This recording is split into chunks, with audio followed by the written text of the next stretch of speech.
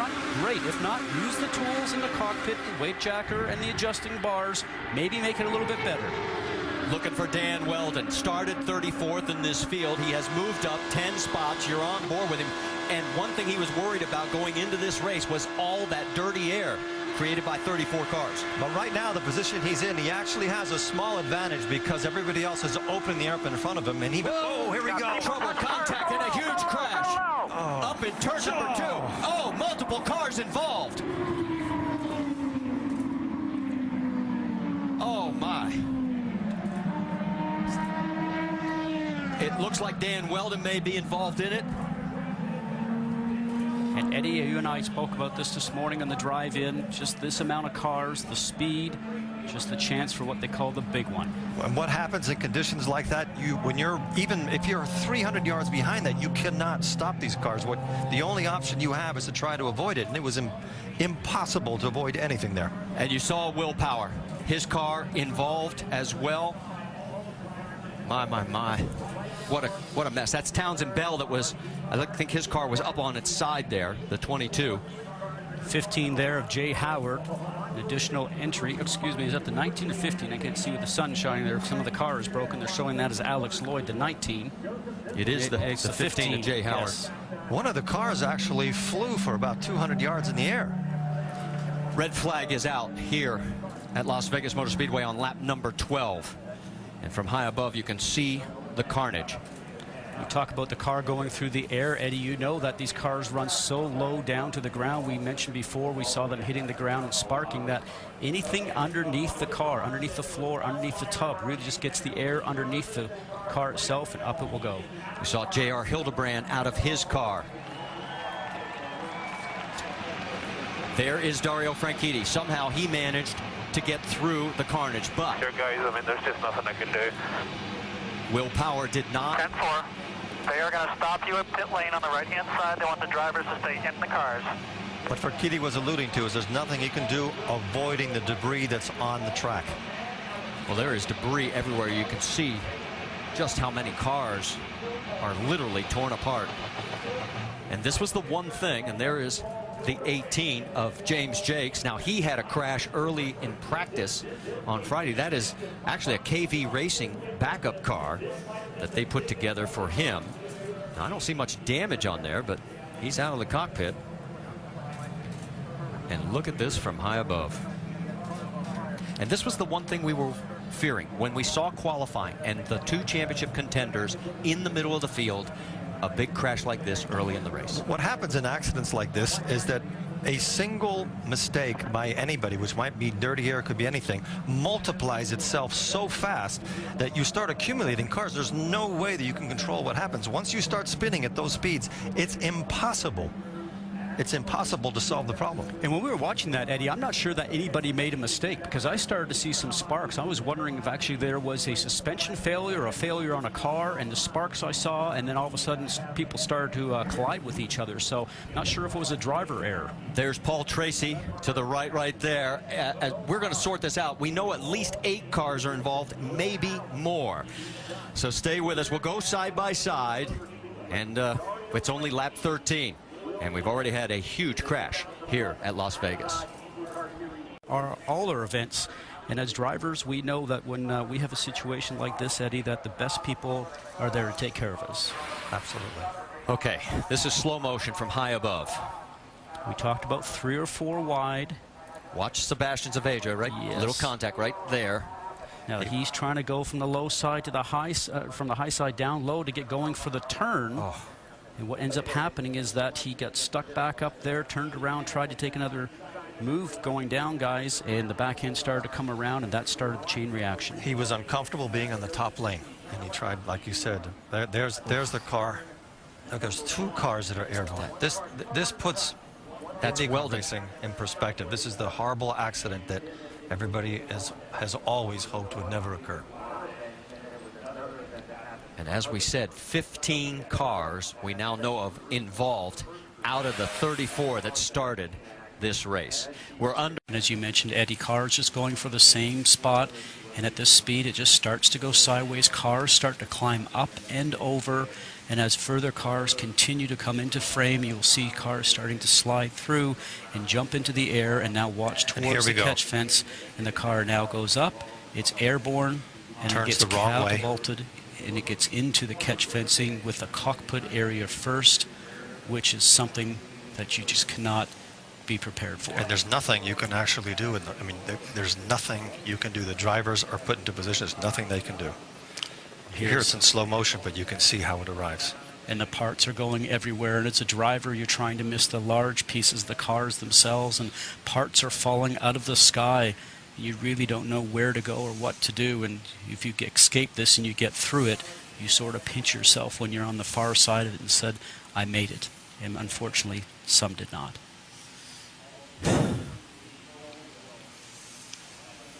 Last angle on this that we will show you, as it's very painful to watch. It is. It's just, it's heart-wrenching.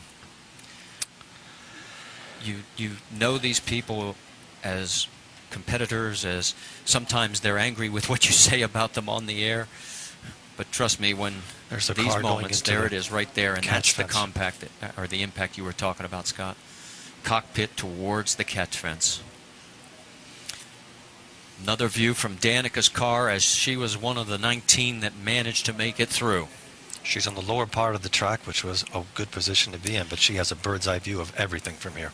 And as we heard her say earlier in this telecast, that she thought things were just getting a little bit crazy. She had eased off the throttle, not something that race car drivers do, but she just felt uncomfortable, had something about it, a sixth sense, if you will, and turned around and just gave herself a little bit more breathing space, which is something that worked out very well for her.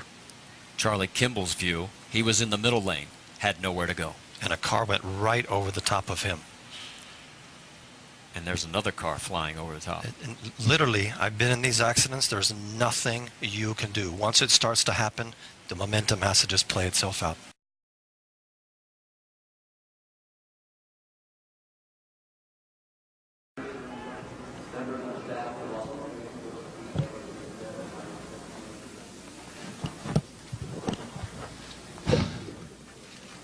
IndyCar is very sad to announce that Dan Wheldon has passed away from unsurvivable injury. Our thoughts and prayers are with his family today. IndyCar, its drivers and team owners, has decided to end the race. In honor of Dan Wheldon, the drivers have decided to do a 5-lap salute in his honor. It will take place in approximately 10 minutes. Thank you.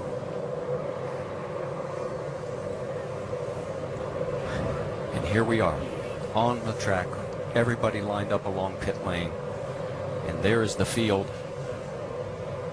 of 19 cars that survived that horrific crash and made it through for the 5-lap salute to Dan Wheldon. When they begin this 5 laps, folks, we're just going to sit back and reflect with you.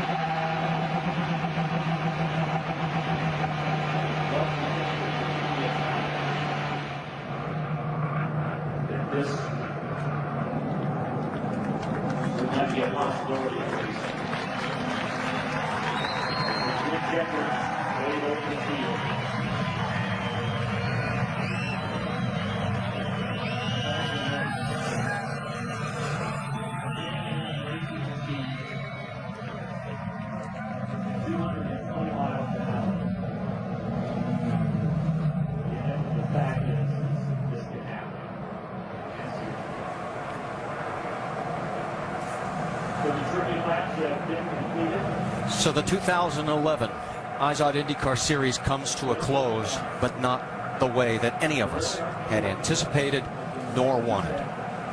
A championship has been won, but there's no celebration. A career has ended in one sport to move on to the next, but there is no happiness.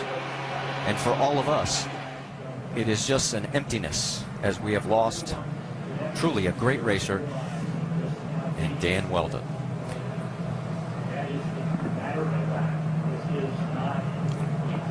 Jamie Little has been standing by at University Medical Center. 3 others were transported: J.R. Hildebrand, Pippa Mann, and Will Power. Jamie, can you give us an update from there?